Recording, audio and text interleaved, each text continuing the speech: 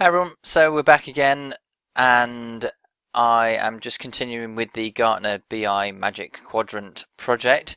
So the first thing I'm going to do is create a SharePoint list. So I'm now going to navigate to SharePoint. I'm in this SharePoint list that I've called products, and I am basically just going to create a new list here. So we're going to go new list. What are we going to call this? We're going to call this Gartner, and then we will just create that. And we're going to put a few fields into here. So once this has got itself going, so we are going to put the year. I'm just going to put it as a number. I think that just makes life a little bit easier. So we're going to put year.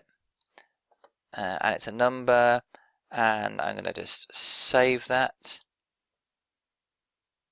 I'm just going to check the quadrant itself. So I'm thinking X and Y, so I'm thinking completeness and execute. So completeness.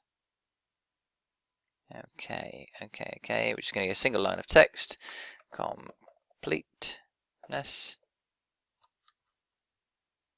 Actually, vision is probably better. Vision.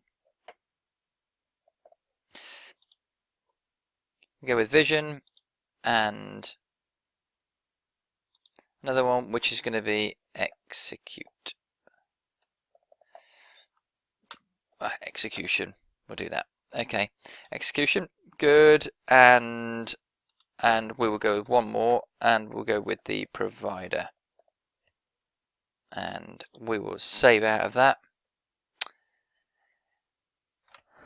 And I think as this video is pretty short, what we're going to do is we're going to so what the one more thing that you always have to do on one of these is you have to go to the list settings and make sure that title isn't required, because it isn't really that interesting. So I'm going to change the property on title and stop it from being required. Any second now. Okay, good. Not required, good. And I'll OK that.